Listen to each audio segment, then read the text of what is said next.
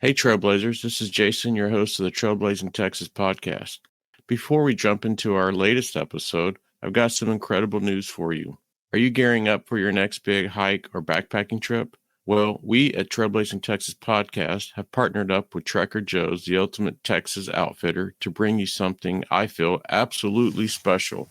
Listeners, you of the Trailblazing Texas podcast can now get a one-time 15% off their gear purchases at Trekker Joe's. That's right. Whether you're a first-time customer at Trekker Joe's or a repeat customer like me, you can save big and hit the trails well prepared. So upon checkout, use code TTP15 to claim your 15% discount and in the process support an amazing local Texas business. So happy trails, and don't forget to tell your hiking buddies. Now on with the episode.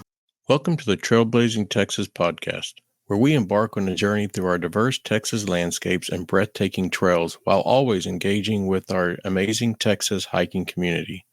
So settle in, tighten up those bootlaces, and get ready for the thrilling tales awaiting for you on this episode.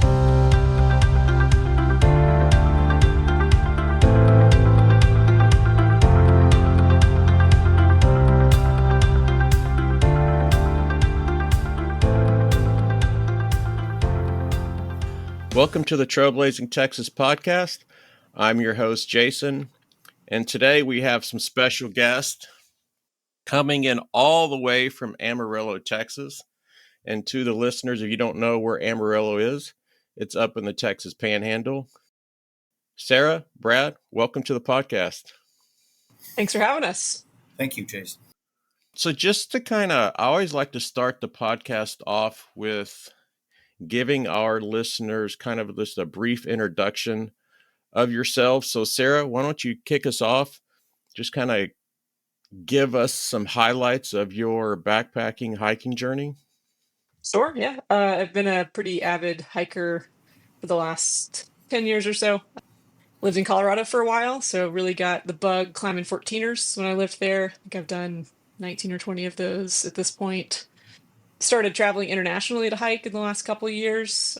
Did a summit of Mount Kilimanjaro a couple of years ago, and went to Peru last summer to hike the Huayhuash circuit up in the Andes, and have been really enjoying living in this region as well, exploring Palo Duro Canyon, getting to know anything and everything within a 5 to 7 hour drive of Amarillo, Texas.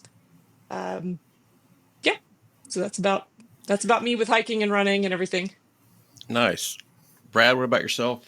So I'm a native to this area. I grew up in Hereford, which is about 50 miles south of Amarillo, between Amarillo and Canyon. So pretty close to Palo Duro in that area. So I grew up running around that place my entire youth. It seemed like I spent a good portion of it in the canyon. Got married, had kids. All of that kind of went away for a good while. So I ended up getting fat and lazy, and then decided I can't continue that life. And so about 7 years ago, I picked up hiking again. My kids were old enough that they could join me on some of the hikes that I wanted to do. And so picked it back up, and really haven't looked back. I've been fortunate enough to be able to do some pretty big hikes like the Grand Canyon rim to rim. Done that with Sarah once before, and about to do it again. Some of the high points, we've done those together as well. So the nice thing about Amarillo is its proximity to some really great hiking outside of the Texas Panhandle, which there's some here as well. So, my life isn't as exciting as Sarah's as far as where I get to go and do amazing hikes, but maybe someday I'll get to do those as well. So that's me in a nutshell. Nice. And all I have to say is, I've been up in the Panhandle a few times to the state parks up there. I love Caprock, Palo Duro. I just don't like crowds. So, that kind of put me off. But you guys have wind. It's almost worse than a hurricane. And to the listeners, I hiked with Brad. And it's funny because, I thought Todd, who's been on a few episodes hiked really fast, but there's nobody that hikes as fast as Brad. And he's gotten faster too. Yeah. Oh my gosh. I'm sitting here trying to take pictures and some video, and he's already 3 miles ahead. But so, yeah, I did get to meet Brad. We've hiked together. But the day before we hiked together at Cap Rock, I don't know how high the winds were, but he sent me videos and pictures where it was a complete brownout in Amarillo. And what is Cap Rock, about an hour south of Amarillo, hour and a half? Yeah, it's about 80 miles or so. Okay. Yeah. And I was at Cap Rock during that day, and I was trapped in the car. The wind was blowing. I don't know. It tore up their buildings. So it was crazy. It was serious. We have hurricanes down here, but man, that wind. You think about like the brownouts and stuff. Like you can't see in front of you. So if you're driving, you don't know if there's a wreck ahead of you, and oh man, it was very, very intimidating for sure. So yeah, I had no idea, and I feel for you guys during. I don't know if it's a specific season or you guys have the wind all year round, but man, I definitely have a new respect for you guys having to do with that stuff. We actually get weather alerts because of the wind and blowing dust. We'll get warnings. Stay indoors or be careful. High profile vehicles, stay off the road. Yeah, and also like just your normal things in your backyard can be like missiles. Trampolines end up in somebody else's backyard. Yep. Yeah. Oh You man. should try hiking in it, and we've done that. Oh no. I've seen Absolutely dogs not. get blown off of the trail because of the wind so strong. So Yeah, I've had to releash my dog in circumstances like that because I was afraid she'd blow away.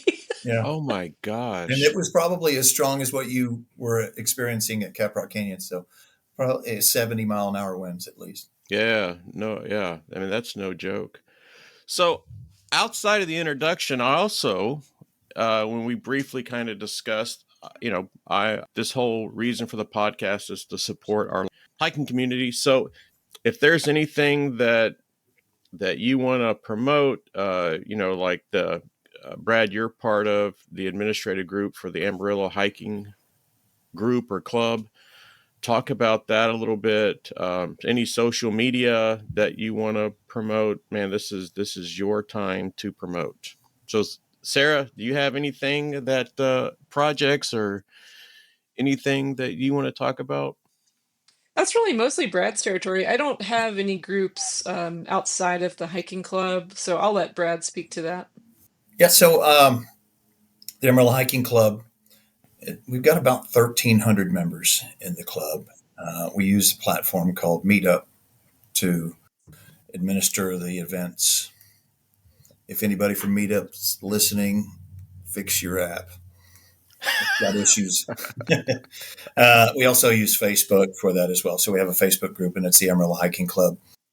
But then on a personal level, I've also got social media accounts. The American Hiker is my TikTok account and my Instagram, so you can follow me there if you want to. I try to post content from some of the more epic hikes that I do. So I'll have some coming up here with a big hike we have coming. So, just real quickly, I think it's very important that you educate the listeners that are on TikTok what works, what gets you views. Well, apparently not beautiful scenes of the Grand Canyon or waterfalls or, a porcupine climbing up a tree or anything like that. But kicking over a pile of rocks will get you a whole bunch of views. So Yes. don't ask me how that works. The content that I think, this is great. This is it. This is my crown jewel, my defining moment. I won't get any views, and nobody interacts with it. But as soon as I post something that I think is relatively obscure, it does nothing more than piss off half the viewers, and the other half that interact with it are behind me. So Yep. Yeah, so you have the kicking over the rocks, and I have the Cap Rock wind. I think that was by almost 30,000 views. So it doesn't matter what outfits we have, how awesome Yeah. our gear is, what wildlife encounters. It's yeah, I don't know. I don't know how this works. So those Chinese spies have ulterior motives, I guess. Yep, absolutely. So I wanted to kind of, and this is, Brad, you're my age around about, and I know that at our age we need to warm up. We need to stretch a little bit. So I'm going to reorder the way I handle the podcast. So I started incorporating a lightning round, and it's just short, short questions, short answer, as short as possible, as fast as we can go. And I thought this would be a great opportunity because you and Sarah have a huge hike coming up, so I don't want to just jump into the episode and you pull a hammy or anything. So maybe we do the lightning round, kind of warm up, stretch a little bit, and then we will jump into the podcast. Okay. How does that sound? Sounds good. Sarah, you get the first question. Favorite trail snack? Ooh, watermelon. Watermelon. Brad, most beautiful sunrise or sunset you've seen? Sunrise on the South Kaibab Trail, the Grand Canyon. All right, Sarah, to go trail shoes, boots, trail runners, or sandals? For hikes, boots. For trail running, trail runners. All right. Brad, favorite hiking season? Fall. Sarah, one word that describes how you feel on the trail. Determined. Determined. I like that. Brad, day hikes or overnight backpacking trips? Day hikes. Sarah, water crossing, sandals, or are you just charging straight through? 100% charged straight through. All right. Brad, favorite piece of gear you swear by? Probably trekking poles. Trekking poles. All right. Sarah, heaviest luxury item that you carry? Sometimes my dog. I love it. Brad, trail magic moment you'll never forget. Trail magic. Well, magic or tragic? Either one. I'll Yeah. give you the flexibility. There's been so many. And so many different and unique experiences with people. And I think that's it. Just meeting, some of the folks that you meet, just random encounters with people on the trail that, you'll never meet them again. And for me, that's it, I think. Cool. I like it. Sarah, most worn out piece of gear you own? Probably my Vask boots, which I've replaced with the same model 3 times now. But they're all equally worn out. Nice. Brad, coffee on the trail, is it a must have or skip it? On the trail, I'll skip it. I'll have it right before. I'll drink it right up till it's time to go. All right. Sarah, maps or GPS? Maps. Brad, first piece of gear you've ever bought? First piece of gear I ever bought? Mm-hmm. Oh, backpack. Backpack. All right. Sarah, in your opinion, most overhyped piece of gear? Rain jackets. Rain jackets. All right. Brad, most underrated piece of gear? Probably again trekking poles. Sarah, pick your poison. On a trail, would you rather deal with bugs or blisters? I think I'd take blisters. Blisters. All right. Brad, best campsite view you've ever had? Gosh, again, so many. I'm not the camper guy that Sarah is. So, I'll say trailhead. And for me, trailhead, it's going to have to be on the Grand Canyon again, the South Kaibab Trailhead, looking over the canyon. So, Like it. Sarah, coolest wildlife encounter on trail? Probably the first moose sighting that I had in Colorado. Yeah. Yeah, because those things kill you, right? Oh, yeah. And you come across a corner in the trail and all of a sudden, bam, moose. Brad, craziest weather you've hiked through? 70 plus mile an hour winds. Jeez, yeah. Sarah, longest trail you've ever completed? In a day? Or Yeah, let's go a day. That's kind of cool. I think my longest day hike to date was about 27 miles in Palo Canyon. All right, nice. Brad, coldest night you've ever been out on the trail? Coldest night? Well, probably coldest day. We hiked, we did what we call OCD hikes, where we hike every single trail in a park. And Mhm. I made ice cream on the trail. I put all the fixings for ice cream in an What? Algene bottle and hiked, and we had slushy ice cream at the end of the hike. Really? Yeah, our bladders were freezing. Our hydration bladders were freezing. And Yeah, real temperature was 0 that day. Oh my gosh. Sarah, if you had to pick mountains, desert, or forest to hike in, Big mountains. Brad, favorite national park? glacier. Glacier, all right. Sarah, favorite state park or local trail? Hmm. I mean, I think I'll have to say Polidoro. It's such an unexpected surprise here. Yeah, yeah. All right, Brad, funniest trail mishap? There've been a few. Well, I won't get into all the details, but Yeah. I will tell you that number one, don't eat burritos, all subs burritos, the day before a hike. I'll just leave it at that. Use your imagination of what happens. So I have to ask, was that a normality of your diet, or was that something you just You know, I grew up eating them, okay? and it's one thing to eat one, and you're at home. Yep. When you eat one the day before you do Guadalupe Peak, and as you know, there's areas where there's no cover, there's no trees, there's nothing, and so I found what was the most amount of cover I could find, and I'm just going to stop right there. Yeah, you think Brad hikes fast? You should see him hiking after an Allsup's burrito, even Yeah, faster. yeah. When you're 4 miles from the bottom, and that's the facilities. Uh, Yeah. all right. To kind of go with that question, Sarah, most embarrassing trail moment. Oh, I, I don't know, Brad. Can you think of anything? I feel like I haven't had too many horrible mishaps on trail. I have, Um, that's for sure. So for you, I don't know. Yeah, Sarah, you, my but best times are yet to come. Let's say that. yeah. Okay. All right. I'll take it. Last question, Brad. This is for you. Would you rather sleep next to a snorer or a loud zipper person?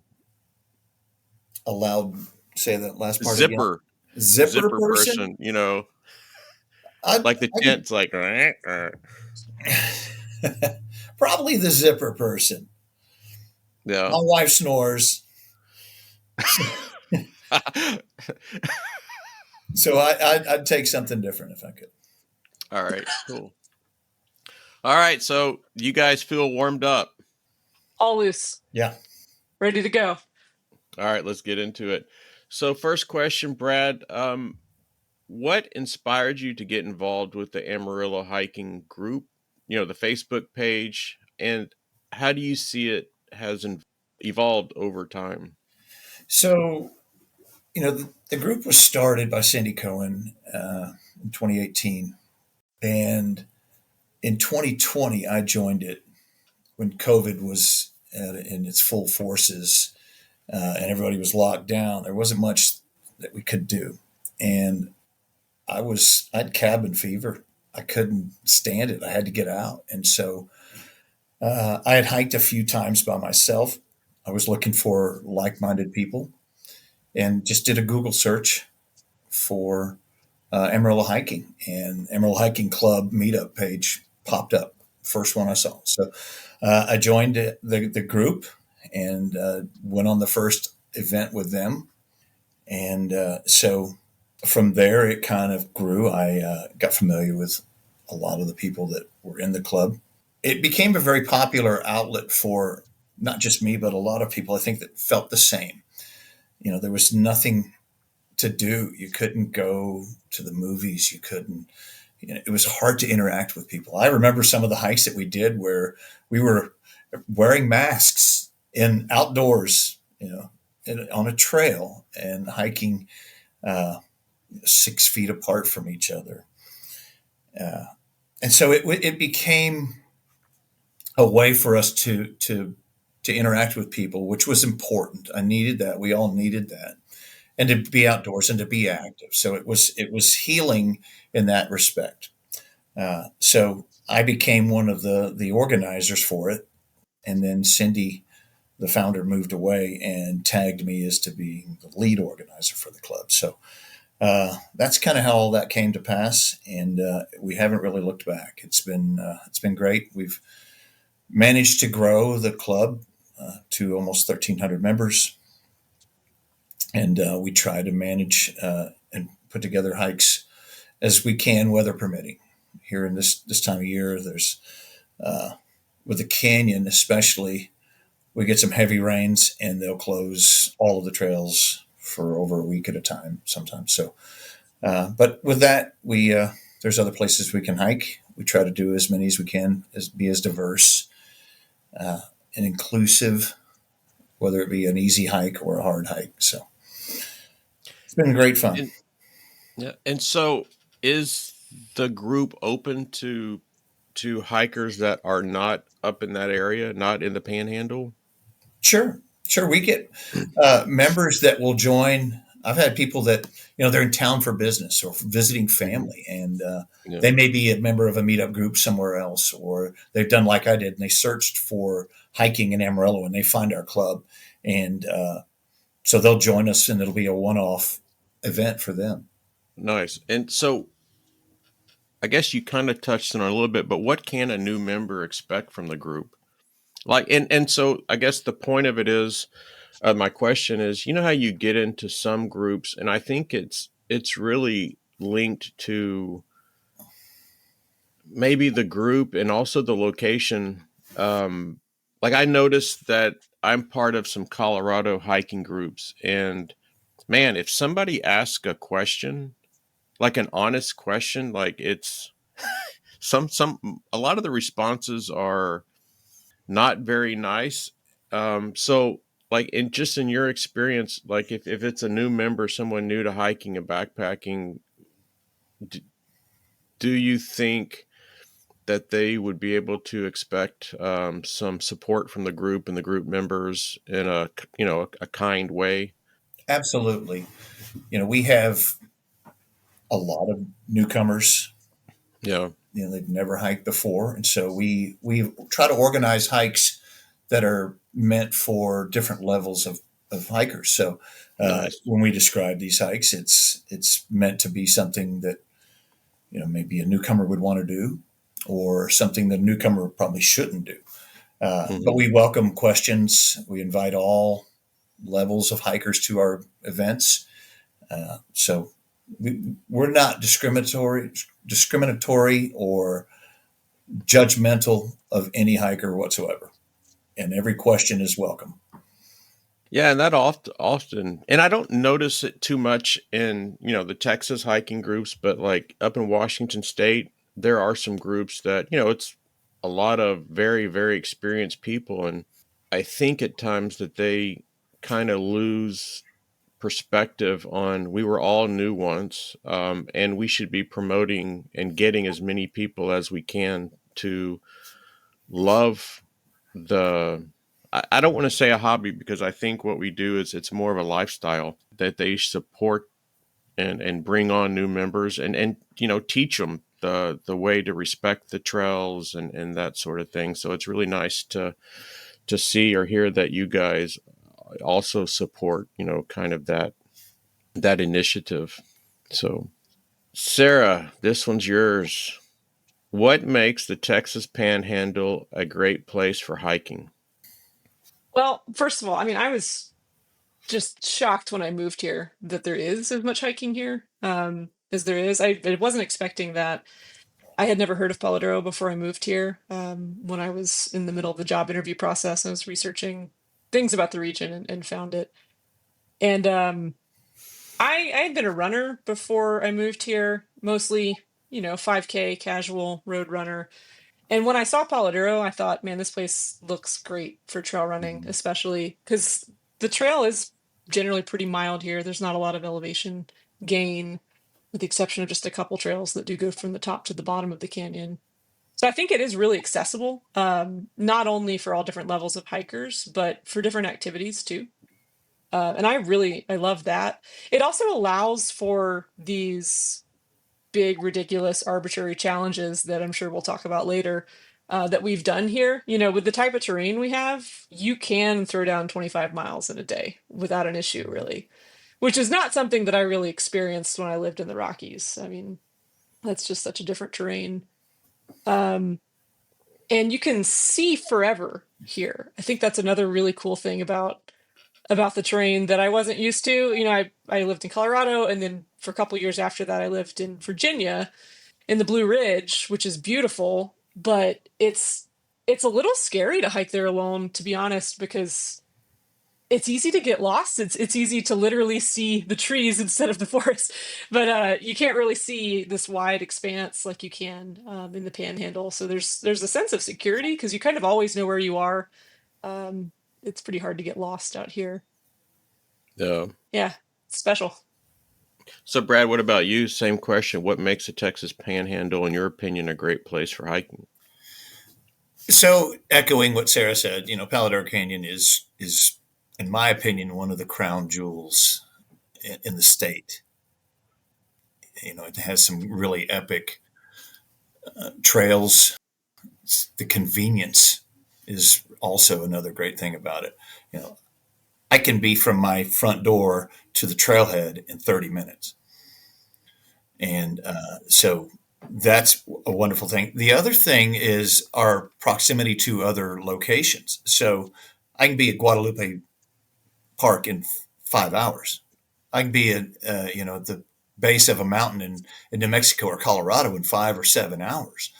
Yeah. So an easy get up early in the morning and be there. I can be just about anywhere I want and experience mountains, desert, anything in between that. So forest and whatnot. So it's great for that as well. Sarah, this is an interesting question, I think, for you because you're not like Brad, where you've been in the area for forever. You've come in from Colorado and stuff. So, how would you describe the Amarillo hiking community? Oh yeah, it's a super welcoming community. And it's incredibly diverse in terms of age and sort of life path. Um, Very unlike many of the communities I was connected to in Colorado. I think the general population, the age is younger in Colorado than it is here in the Panhandle. So there are a lot of people similar to me, which is good in some ways. Um, but that's very different with the hiking club here. There are a lot of older members, and they are incredible badasses. I was so just excited to get to know these people. I've learned so much about the area and also just about hiking and about life, from following some of these people around. And I'm not talking about Brad; he's old, but Yeah, one of our wonderful, hiking club leaders who knows all of the off trail slot canyons and caves and things. She's in her 70s, and she did a trip to Colorado with the club and climbed the high point in Colorado with us. And it's just different to be with all these different generations, boomers, Gen Xers, millennials. Um, that's really unique about this area. I think it's also if you look at just hiking and backpacking in general, like even like the long trails. I mean, you have doctors, lawyers, you have people that live out of their car, all brought together by this one goal, this one lifestyle. So yeah, I mean, I think our community is pretty special for sure. So Brad, since you've been in the area for a really really long time because you're old, how have you seen the interest increase, or has it in hiking in that area? It has, and I think since COVID, it kind of got people stirred up a little bit, and people want to get outdoors more.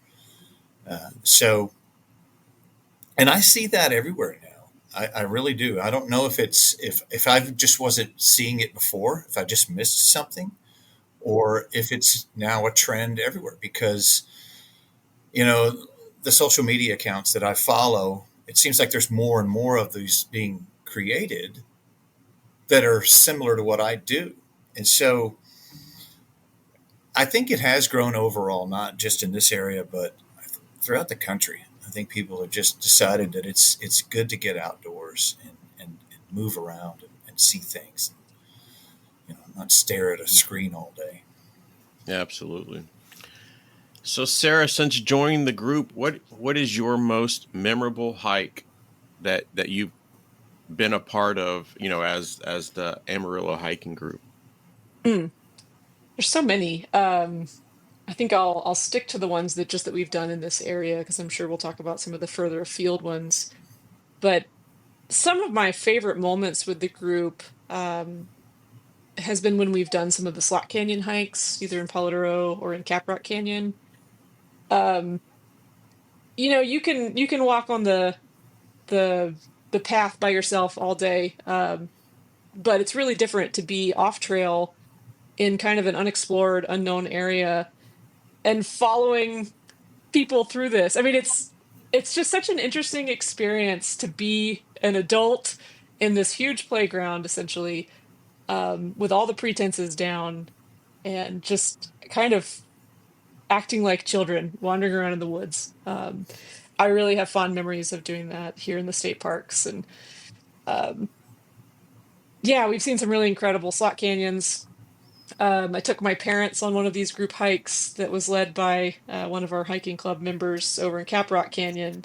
My parents live in Louisiana. They've lived in Louisiana their whole life, and I think they were just astonished. So I love being able to share that, and I love the sense of play that kind of brings out that you just don't access in daily life. And again, it goes beyond generation, wandering around with people in the 30s, 40s, 50s, 60s, and 70s, just kind of wandering through the woods. Those are my favorite moments. Nice. Brad, what about you? Same question. What is one of your most memorable hikes as a group or Sarah had mentioned one of the older members who is one of the organizers. She likes to take us off trail. I don't think she believes in trails. So because it never fails that when she leads a hike, it's going to be to somewhere interesting. And she's taken us to so many unique places and seen things like the slot canyons. There's some petroglyph sites in the area, caves that that aren't marked on the maps. That if you don't know her, you probably don't know where they are. whoa? So, yeah, she's really good at going out and exploring. Prior to organizing these, she'll go out and do a little trailblazing on her own. And we've done some into the backcountry, which is now what I call the forbidden zone of the canyon.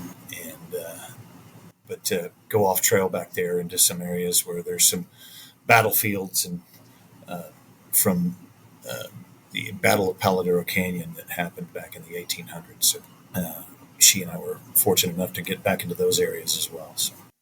Have you ever, any one of you, found a real life arrowhead? I have hiking. I found remnants of, I think maybe some that were uh, something happened and it was flawed and it was thrown out.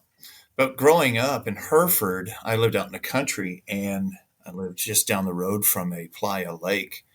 And I would go down there and I didn't really have to dig or anything, just wander around. And I probably collected a couple dozen, varying sizes, little bird points up to, big animal points. So yeah, it's pretty cool to find one of those too. Every time you find one, it's an exciting thing. And I've had some similar experiences where I grew up in Louisiana, not hiking per se, but I lived in this very rural area and we had a big field behind our house. And I remember wandering around with my aunt, looking for arrowheads and frequently finding them growing up. That's one of my bucket lists.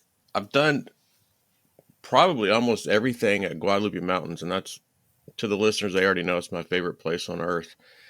And I've been to a lot of places, and I just want to find an arrowhead in the backcountry, that and a mountain lion, and I'll be content. Or dead, Oh, depending. yes, absolutely. Um, so this is a very interesting question to get both of your opinions on. Sarah, you can go first. What do you think are some common misconceptions people have about hiking in the Texas Panhandle? Oh, well, I don't think people expect that they'll find beauty here a lot of the time. Mm, I mean, I think a lot of people's impression of the Panhandle is the same as mine was before I moved here, which is just driving through Amarillo and I-40. And certainly that's not the highlights.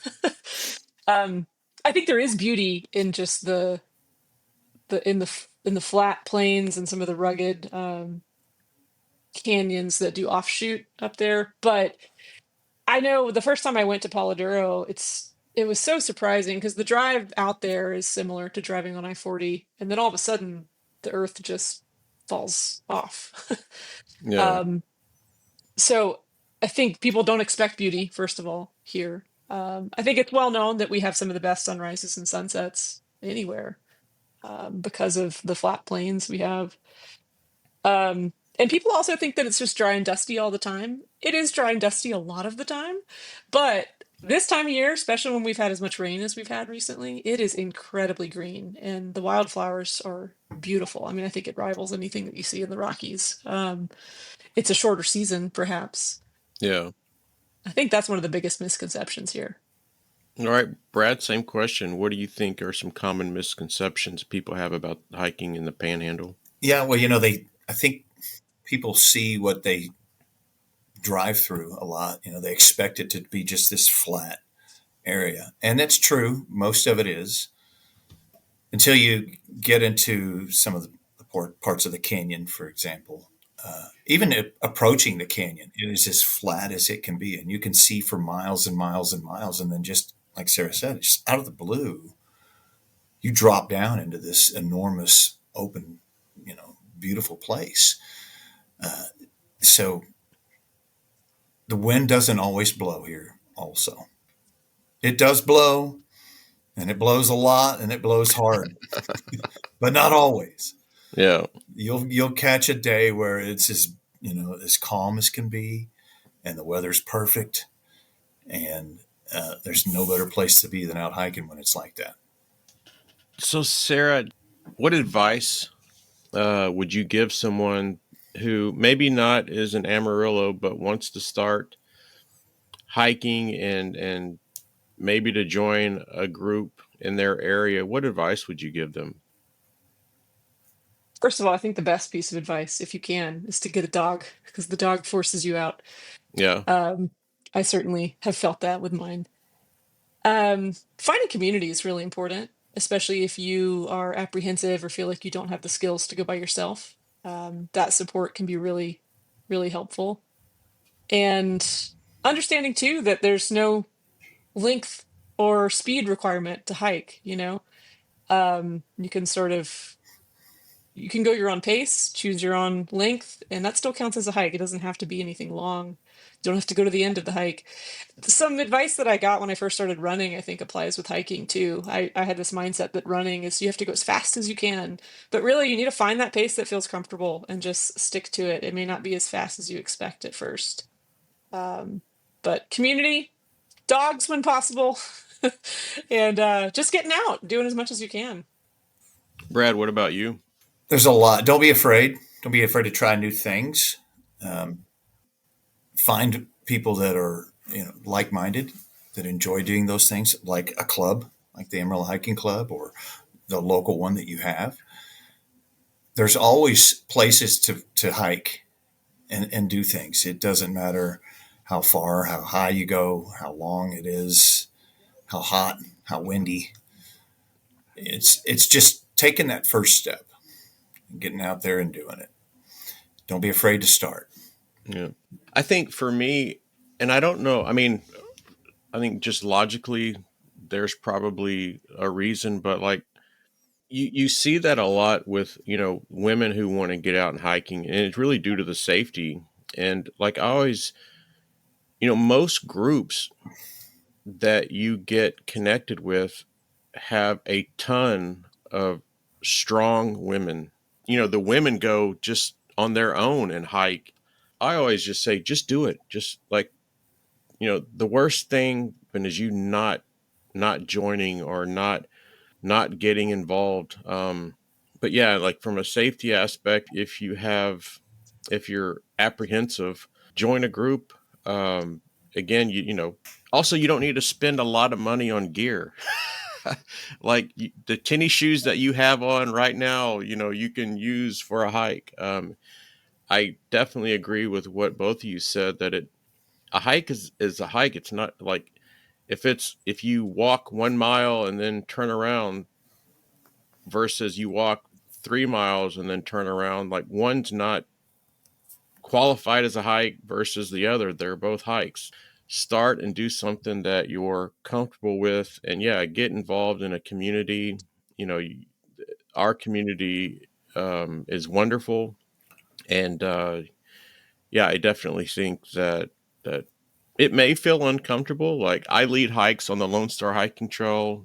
I think it's every fourth Saturday of the month, and we're always having new people as well as people that have come out before, and you can always see to the starting of the hike for the new people, maybe anxiety, the unknown, they're worried about this and that, and I usually greet everybody at the end of the hike with a fist bump, and man, the smiles that they have of accomplishment. And I know just in my heart that we've just put together a an event in a way that it's getting people involved, and they're gonna stick with it. I don't know if that kind of makes sense or not, but you just know in their eyes that. And I don't want to say like I've hooked someone into hiking, but yeah, I've hooked them. Like the event was positive; they had a positive experience, and they'll be back, and they do. Yeah, that community and connection is so important, I think. And I was chuckling when you said there's often these strong women who are in these groups who often hike independently. We kind of joke with Brad a lot of the time that the men can't hang with us because we our group that travels around and does all these big hikes is a bunch of women and Brad. Yeah, And so far, no other man's been able to hang so far, and sometimes even Brad, nice. I think, has had enough with us. But Yeah, that just made me chuckle. there's another that I'm friends with. They run the Midland Odessa Hiking Group, and that's another group that has some very strong women in that area, and they're in Colorado, in New Mexico, of course, Guadalupe, Big Bend, and they do some really cool stuff. And it's the core of that group is women. I mean, there's some stragglers, I guess, men, but the core of the group, and I guess you could say motivating factors of them getting out and stuff. It's women, and like for me, it's just wonderful to see that. I don't want to say in 2025 that there's a thought, a stigma, an idea that women can't do this stuff, but they can, and they're slaying it. So Brad, We need more dudes out there. Yeah. yeah. All right. So now, Sarah, this is for you. So speaking of, some awesome things that you've done, what inspired you for state hiking and bagging state high points? Well, that all started in Colorado for me. So I'm from Louisiana originally, didn't really do much hiking there. Every now and then when we'd travel on family vacations, maybe to the Smokies or something, we'd do some hikes. And then I lived in upstate New York for a while, which is really beautiful area. There's tons of great hiking up there too. And I just did some casual hikes when I lived there. But I really got bit by the hiking bug when I lived in Colorado. And it started by just doing stuff in the foothills in Boulder. I had a is a book of like 20 best boulder hikes, and so I'm ticking those off over the first year or so. And then climbed my first 14er. I think it was after my first year of grad school. It's that second summer that I lived there. Quandary Peak. Or no, excuse me, it was Mount Beardstat was my first one. And it's just so addictive. I mean, I'm sure you've all seen the memes where you're like walking up the mountain, you're questioning all of your life choices, and this is horrible. I'm never doing this ever again. And then you get to the top, and by the time you're halfway down, you've already forgotten all of that, and you're planning the next one. And that was definitely my experience. I'm also very motivated by lists and by goals. I don't have any intentions to do all of the 14ers by any means, but I had a list that I curated after that of all of the peaks that seemed accessible to me, and I love the physical challenge of it. I've never pushed my body in that sort of way, but I think even more than that, I loved the captive audience of hiking. It was a great way to get my friends to hang out with me for 12 hours. Yeah. The community was so important to me. Yeah.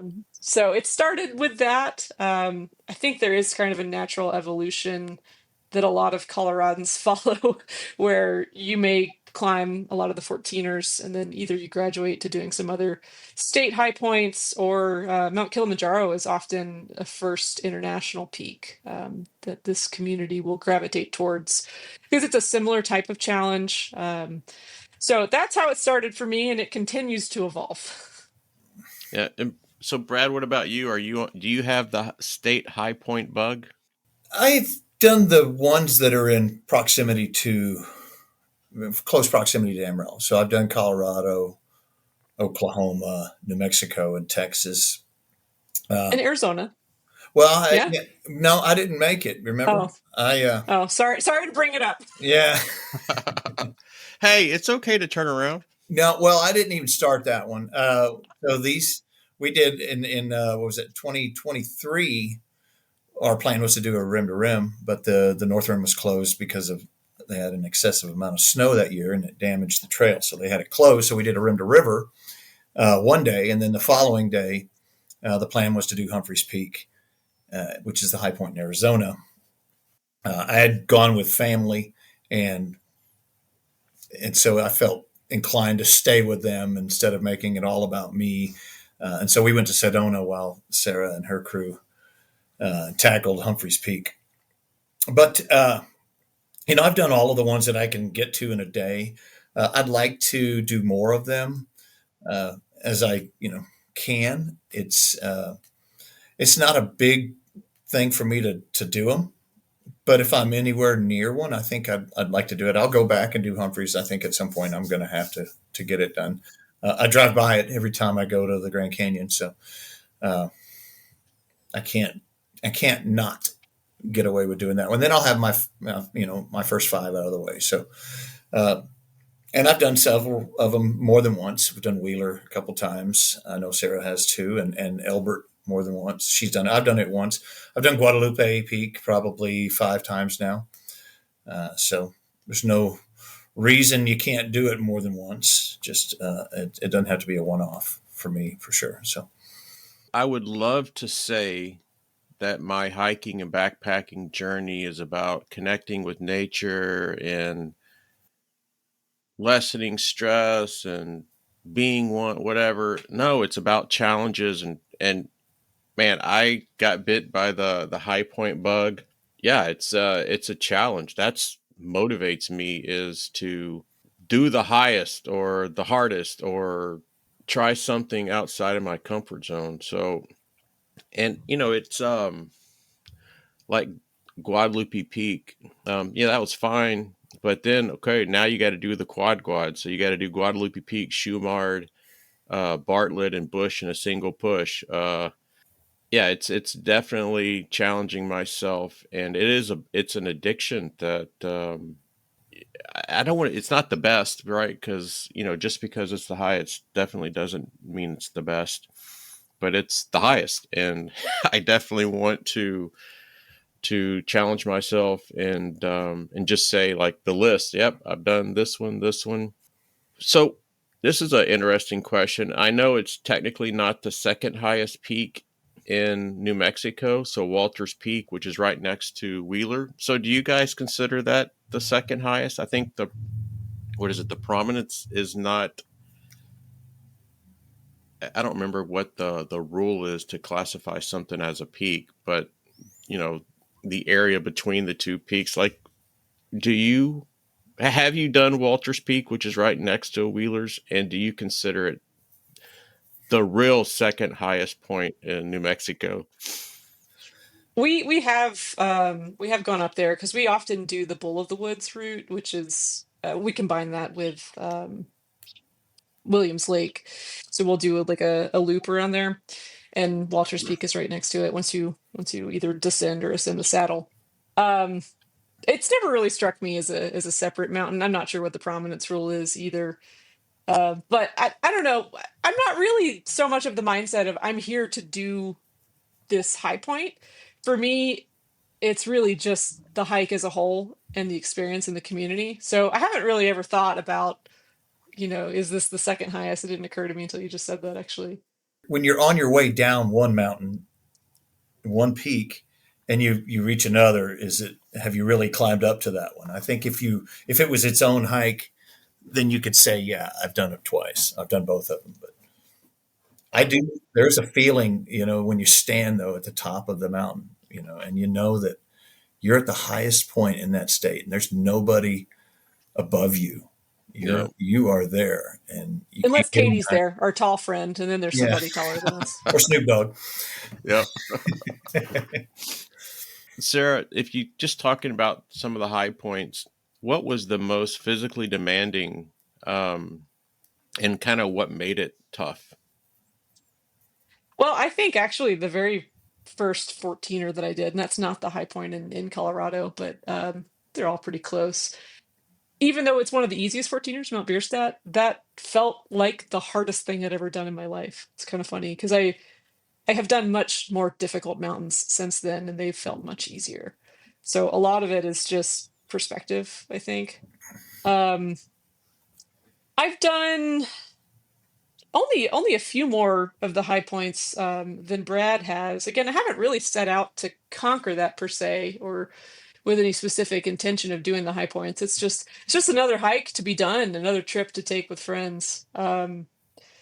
Kilimanjaro, the high point of Africa, was a different sort of challenge because it's a multi-day route, and I'd never done anything like that. I've really only started to get into backpacking in the last couple of years, and I'm a pretty novice backpacker. I normally just car camp, sleep in the car at a trailhead, things like that. So that was a really different experience to do such an extended push. And there is sort of like this mental block, at least there was for me, when you're achieving your highest elevation that you've ever been to before. Because in my head on Kilimanjaro, everything was all fine up till about 14.3, and then it's, oh gosh, what's going to happen after that? Am I, is my body going to be able to go higher? Just because it's uncharted territory. And so the day that we went up to 15.2 for the first time, that was definitely a bit of a mental hurdle. So I think that's probably true with any sort of high point challenge. If you're used to hiking here in the Panhandle, you live at 3,600 feet, and now you're trying to climb Humphreys at 12 something, I could imagine that there's a bit of a mental hurdle to get past that. But you just got to keep putting one foot in front of the other, and eventually you're there. No, You can't go any higher. that's Yeah, right. you just keep hiking until there's nothing left. Yeah. So, Brad, what about you? What's been your most physically demanding? I think probably Albert. And, as Sarah said, we're at 33, 36, something like that here. But I normally will just drive up the night before a hike. And Leadville is the highest city in the country. It's at over 10,000 feet. So you're already very high in elevation. I don't get much time to acclimate before I'm going up even more. And I did the same at Wheeler. I literally showed up less than 12 hours before we hiked Wheeler the first time.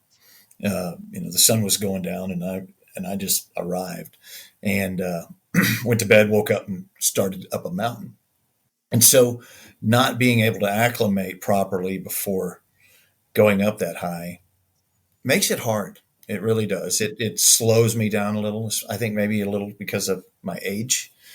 Uh, but then just coming from a flat, area that's relatively low to something that is significantly higher so quickly makes it hard on the body.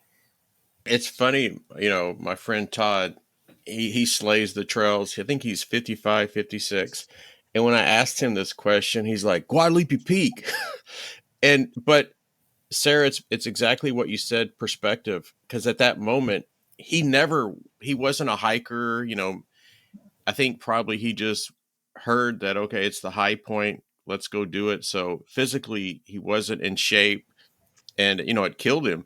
And absolutely, he's done way harder stuff, but of course, he's in shape. And so it's just funny that when I ask him that question, his answer is Guadalupe Peak, but it was just because he just wasn't in shape. And I think, like, for me, we usually, when we're at elevation in Colorado and stuff, and I plan to do some of the 14ers, that we usually are in Breckenridge. So I'm there for 4 or 5 days. I guess, what is it, like about 9,000 feet, walking around and going into the shops. So it kind of helps me acclimate. I've struggled on 14ers, but absolutely the hardest, I guess you would call it, high point, or a trip where you're at constant elevation, was the quad. Bagging the 4 highest in Texas in a push. That was, and I think it was so hard that my mind has blocked it out, like that type 2 fun, because, like, I know it was hard, but, like, we're talking about doing it again. And I remember we left about 3:30 in the morning, and we got back 8:30, 9 o'clock at night. And I remember, after my wife was yelling at me because I hadn't contacted her forever, and so she thought we were dead. I was like, I am never doing that again. But it's already in the discussion. So yeah, it's funny how everybody that's come on the podcast has answered that question. I get a joy out of it. Oh yeah, we're very familiar with that phenomenon. We try to do one hike a month that we call a horrible hike. What's our horrible hike of the month? And that gives us just enough time to forget it and you do something equivalent again. Uh, repeat, repeat. So Sarah, what about for you? Were there any high points that were surprisingly more easy than you expected? And that wraps up another exciting episode of the Trailblazing Texas podcast. We hope you enjoyed the episode today, and stay tuned for our next episode, where we will pick back up where we left off and guarantee to uncover many more hiking gems and share many more tips to enhance your experience on the trail. Until then, happy trails and happy hiking.